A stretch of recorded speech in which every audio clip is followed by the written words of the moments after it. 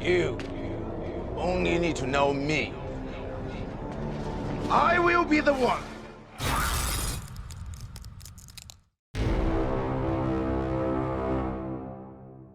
This theory blew my mind, and I've been dying to share it with you for the last week or so. A long-held mystery in the One Piece world is about to be revealed. But first, a big thank you to the sponsor of today's video, the subscribe button.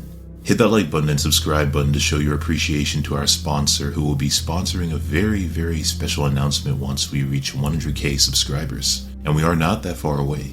I've been working on it for a while behind the scenes and look forward to sharing the news with all of you. So, the national treasure of Mer Joie is beginning to make more and more sense. The preservation of history, entire legacies immortalized in stone, undying, the poneglyphs that reveal the true history, and the rogue poneglyphs that reveal the location of Laugh Tale and, supposedly, the One Piece. Egghead Island and the ancient technology of the past that has survived till this day, and the mystery of the similarly technologically advanced room in the Holy Land of Mer Joie, a vault that Imu-sama had opened, shrouded in mist, before entering a room that is being kept cold for a reason. A low temperature is often seen in cryogenic chambers, as if frozen to withstand the test of time, the passage of time, but also in a way to send that frozen thing or person onwards into the future, like an astronaut traveling through the depths of outer space, only to awaken unfrozen when its power is needed again. But a power that apparently does not last for long. This connection that I've drawn between ancient knowledge and power that is preserved seems important, as is the means by which such things are preserved or kept alive. And I think I stumbled on an answer, just maybe, for what the answer to this long-running mystery could be, as it ties into so much of what we are now learning about the One Piece world of the past, and the present as well. One character in particular that has recently been reintroduced, Jui Bani, but also our main protagonist, Monkey D. Luffy. So Egghead Island is a future world that reflects the past. There is a potential connection between the Holy Land of Mer Joie to the Ancient Kingdom as well, given the ancient technology that seems to be hidden there or under there. The strange technologically advanced room shrouded in mist that Imu visited, containing that large straw hat, somewhat frozen as if in a cryogenic chamber. Bonnie is tied to Egghead Island and Mer Joie, as we saw Bonnie come straight from Mer Joie to Egghead Island. She was captured by Akainu, and there have always been theories the world government or Gorosei, or even Imu, needed her for some reason that has yet to be fully explained. Now there are two other characters that have relevance to Mer Joie, Doflamingo and, recently, Sabo, Luffy's adopted brother, and their experiences there in Mer Joie are strangely similar now, just like their past nobility. Doflamingo a former or disgraced world noble and celestial dragon, and Sabo coming from a local noble family. Doflamingo forced out, Sabo leaving voluntarily. Both Doflamingo and Sabo escaped Mer Joie after seeing or learning of something they weren't supposed to see or learn. In relevance to Bonnie being pursued by the world government, I wonder if, just like Doflamingo having orders to take out Moria and claiming the order came from someone higher up, hinting at the Gorosei or maybe even Imu giving the order. I wonder if the Gorosei or Imu, by way of the Gorosei, gave Akainu the order to capture Jui Bani, and similarly if CP0 has been given the same order from the same higher-ups or higher up to now kill Bonnie. The light that must be cleansed. The light as in the truth or knowledge that must be erased from the world. A light that has been determined by Imu-sama and passed down as an edict or order to the Gorosei, who instructed further down the chain of command to Akainu to capture Bonnie, for Doflamingo to get Moria, for CP0 during Wano to handle Luffy and Robin, and now Egghead Island and somehow the killing of Bonnie, unless CP0 somehow does not realize that Bonnie is special, that her powers are needed for something more. But Doflamingo and Sabo both escaped Mer Joie after seeing something, seeing a light they should not have seen, learning knowledge, a secret they should not have learned. Doflamingo's mention of someone higher up to Moria and whether he knows of Imu-sama leads us to what he told Law about the blackmail he has over the world government.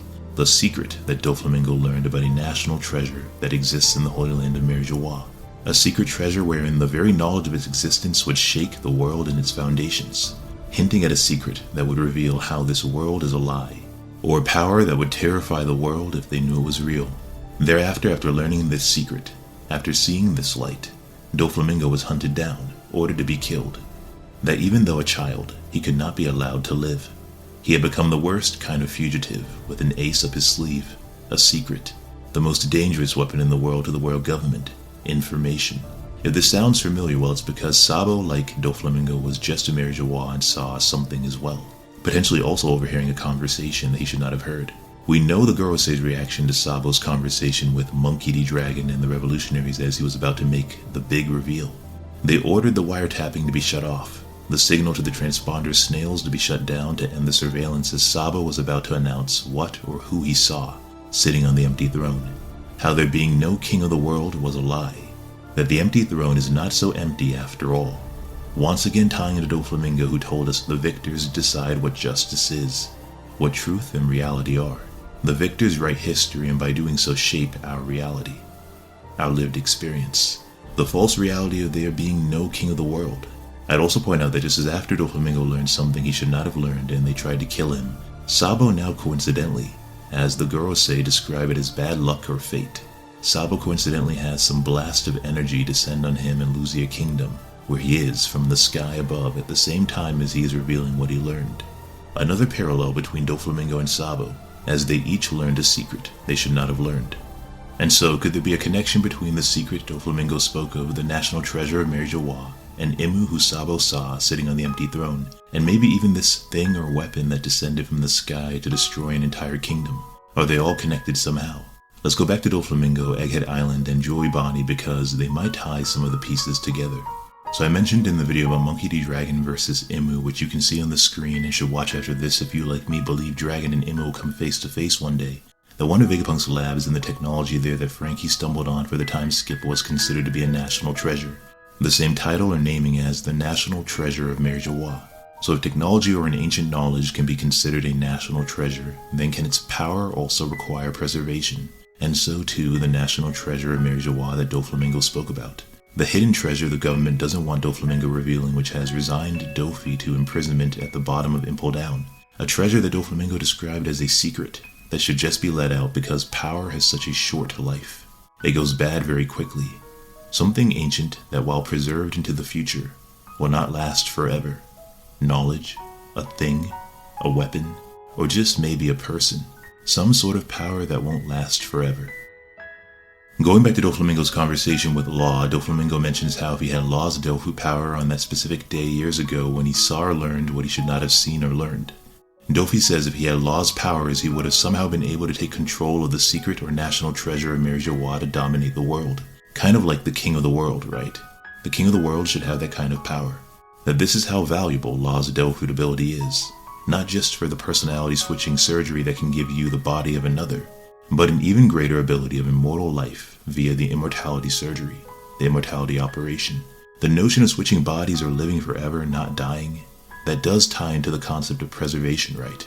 Or preserving a power that has such a short life, a power that goes bad very quickly, unless you can make it so it can last forever, or give it a new body every now and then, or even reverse its degradation or decomposition, reversing its age.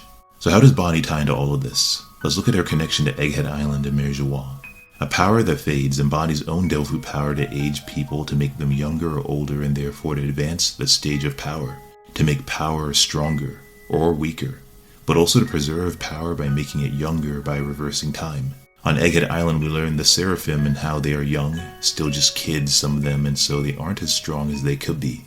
And so maybe Bonnie's power could be used to make them older, but given that she isn't needed anymore as told to us by Rob Lucci, who knows if that's the case. I can't imagine Bonnie's powers, her character, only serving as a connection to the Seraphim experiments. There has to be something more to her importance in the story, and her Delphu ability. Lucci does indicate that Bonnie's power has served its purpose and has been used for whatever they desperately needed it for. Although, like I mentioned earlier, who knows whether he truly has clearance to execute Bonnie? Who knows whether, like Doflamingo, whether Lucci has been given an order from higher up? If he hasn't, then maybe he doesn't understand the true value of Bonnie just yet. The reason Akainu was so worried about her slipping away prior to the time skip, what Bonnie was up to during the time skip remains shrouded in mystery. And yet just like the Gomu Gomu no Mi or Nika constantly escaping the world government's grasp, it seems based on what Rob Lucci says that Bonnie maybe has been repeatedly escaping as well. It's just a question of how long she's been escaping for, running away, and for what reason. But on Egghead Island we learn about another power to be preserved. Energy. A limitless energy source that never runs out of power. One such power that was mentioned is the sun, but it seems Vegapunk might have hinted at another power source, One for the Iron Giant or robot that attacked Merijawa hundreds of years ago. A power source that is now faded. A power source that even Vegapunk has not managed to reverse engineer or recreate. And I'm now wondering if this power source is tied to the sun in a way, since this giant robot ran out of power before it could cause any casualties or finish its attack. Maybe it ran out of solar energy. The skies above it do appear cloudy in this flashback of the attack after all. Maybe a sudden appearance of clouds just like what happened over Elusia Kingdom, blocking out the sunlight. But if Vegapunk's lab and technology on that other winter island Frankie visited was considered a national treasure, could anything we learn on Egghead Island be considered a national treasure as well? Like the sun and solar energy, for example, or the power of this giant robot that is faded. The same way that the technology and blueprints on the other island Frankie had been on were so precious that those guarding the island were concerned about their destruction and took care to avoid that while pursuing him. And we now see that CP0 wants to be careful to not destroy the technology and blueprints on Egghead Island. And so just maybe they are also national treasures. And another connection to the national treasure of Merijawa is a source of power or energy. A treasure that Doflamingo described as a secret that should just be let out because power has such a short life. It goes bad very quickly, so why not use it? When I think of this power, a power that fades after a while, a limited energy source, and tie it into the power supply Vegapunk spoke of, I also think of Luffy's Gear 5 fading against Kaido suddenly, until equally suddenly Luffy willed himself, whether via the sound of music or his beating heart or willpower, and so his spirit or haki, either one of these returning Luffy's life energy to him. Haki seems to be an ancient power supply as well as the sun, and so both are a futuristic power supply maybe, as well as an ancient power with a curious connection to Luffy who ate the devil fruit of the sun god Nika, and we know that he's proficient in haki. Now with some brief spoilers from chapter 1068, Vegapunk continues to hint at this mysterious ancient energy, an ancient power supply or energy source that the world government does not want him to discover, now leading to his attempted erasure, because he has learned too much about this power. Vegapunk believes he can feel energy in nature, so again sunlight, but also maybe the breath of all things. The same energy source or spirit Zoro could feel or sense in the world around him, as it would seem he unlocked observation haki for the first time during a near-death experience against Daz Bones. And so since haki is in everything, or spirit for that matter, maybe there's a power source that relies on haki, that Vegapunk, while not confirmed to be a haki user, maybe Vegapunk is tapping into the edge, the border of observation and feeling this haki or energy in nature that he describes. The voice, the breath, or energy, or even power of all things. And just maybe then, that giant straw hat in Merijawa has a breath, an energy, a power of its own. Gear 5 Luffy's preservation or revival via the power of a drumbeat, or the sound of music, or the power of the spirit, haki, or solar energy, since the solar panels are futuristic for the One Piece world, and maybe the ancient kingdom had them. Either way, this notion of power fading, not lasting long. The connection to Imu-sama and the large straw hat in Merijawa, and so Luffy and his own straw hat, Luffy and the sun god. The sun being a limitless source of energy. Maybe the hint at power fading and not lasting long ties into Luffy, his devil fruit, the straw hat, and Imu in some way. And maybe Bonnie could play a role in preserving some of that power with her ability. We don't know the name of her devil fruit ability yet, but Bonnie has the power to manipulate the aging process, allowing her to freely make herself and make others older or younger. This so far applies to people and animals. In the One Piece Stampede movie, in the fight with Douglas Bullet, Bonnie distracted him by transforming several eggs into a flock of birds that immediately knew how to fly.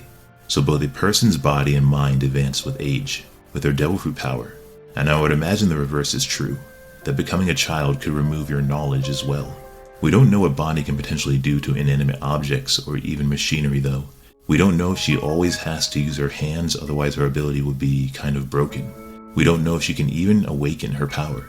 But given how Bonnie's emotional outburst altered the ages of Jinbei, Chopper, and Luffy when they were next to her, it seems like she might be able to use her powers on people without actually touching them.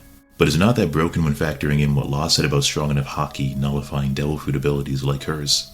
But it might be broken when used in a way that is groundbreaking, in a way that truly impacts the One Piece story.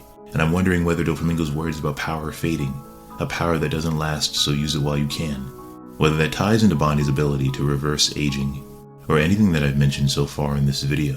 What is the national treasure of Merijawa? What power does it have that doesn't last? Does it pertain to the giant straw hat that we see somewhat frozen, preserved?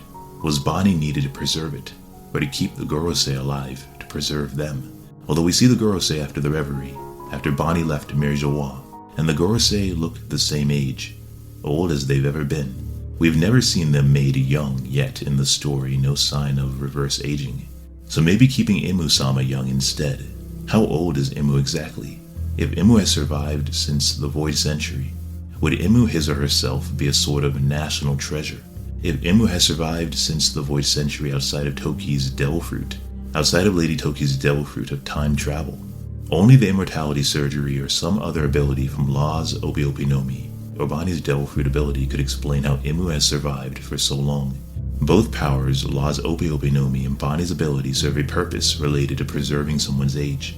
While it might seem like Bonnie's powers are temporary and inferior to Law's, unlike Law, she doesn't have to die to use them, and her power can be used over and over again to keep someone young. But if Lucci and CP0 see no further use for her, if they are maybe acting under orders from the Gorosei to kill her, or someone higher up, then what happens without Bonnie's Devil Fruit ability? Well, as we've also seen on Egghead Island, it is possible to clone Devil Fruit powers, and so entirely possible that Bonnie's Devil Fruit ability could be or has been cloned, just like her father Kuma has been cloned. Another potential unlikely connection between these two. But whatever the national treasure is, whatever power Imu is preserving, I'm sure we'll get our answers soon. But as usual, we will have to wait and see. Don't forget to like the video, comment with your thoughts below, share this with your friends, and subscribe. Also click the notification bell. And if you have a Twitter, feel free to give me a follow on there as well. As always, there is more to come. Until next time.